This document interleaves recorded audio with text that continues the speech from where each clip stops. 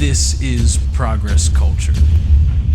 There is a code that was written there, and I do believe it's spiritual and it's of God, but it was there for a reason, and we couldn't decipher it then, but now we're able to decipher it because maybe we're now in a better state mentally, or positive energy. You can also use machine learning to do all the math that's needed, right? Yeah. And then that goes back to the point of like, maybe we needed the time to figure out how to create that, and that time was used so that we would be ready to read it. Right. Absolutely. But energy, as far as what you're talking about, I think the core of your question, which me and Brian were dancing around, was, do we believe in reincarnation? Well, yes. I mean, yes. Yeah, I do. But depending on what that means, I don't really know. Yeah, I don't really know what it means. Do you have any thoughts about it? No, not really. I mean, I believe in it, but just sort of like energy to me also, though, is I know everyone says that the energy is in itself, and we don't want to say there's a positive or a negative in the energy. But I myself, I find that part of it hard to believe. I think, Paul, that the scientist in me says that, but I do believe that there's good and bad and positive energy. But when you think about something, I think Matt and I talked about it last time on the show. Like we talked about how we talk about hot and cold. Cold really doesn't exist. It's not real. What you're measuring, what you're talking about, is the measure of heat and how much heat there is. So when there's not a lot of energy in something, it's said to be cold.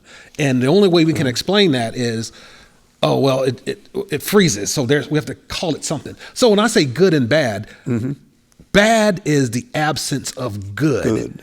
If I put a hole in my sweater, right, the hole is really nothing. It's just a place where there's no fabric, but it doesn't look good. Right. And it looks ugly. So we have to call it something. It's a hole. So I've read something called the Lucifer experiment, years ago, and he talked about how we had the supreme consciousness. You call it God or whatever you want, but over the eons, the Lucifer experiment, piece of the consciousness separates and goes off on its own, but it never works because it has to be part of the collective. It has to be part of God, and every time it's happened, it's failed, and we call that bad.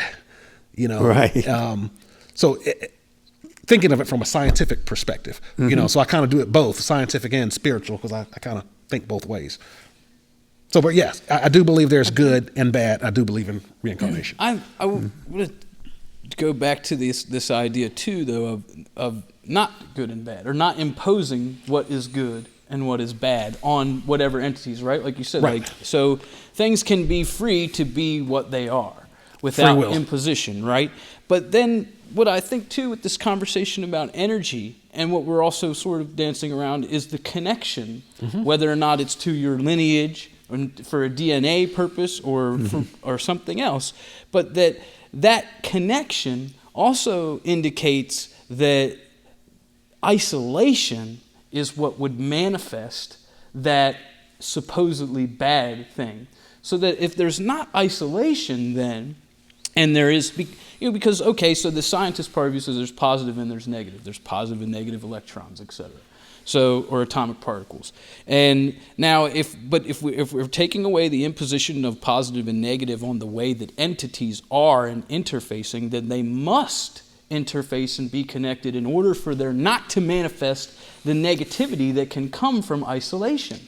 Because in that isolation, what's going to happen is that you're going to feed yourself your own rhetoric. Yes. You're going to come up and corroborate your own thinking, whether it's erroneous or it's correct. That's exactly right. Okay, so I agree with what you're saying, but then I would ask the question of, what about these monks that self-isolate and they just kind of go and, I don't know. I mean, maybe they're in a community. But I think they kind of are in a community even when they are by themselves, but they're also using resources of information. I don't know that when I think about monks, I don't know, because I don't know any monks. But I mean, I think about like people that, well, I think about the Shaolin Temple and things like this, and there's always many of them. Not that there's not self-isolation, but the self-isolation is to go in search of a greater truth, which is usually not something that you're, well, I don't know, because I was going to say it's usually something that you're not searching for, only rooted in yourself. Like last time Jerry was on, Jerry said, everything that I have learned has come from beyond me.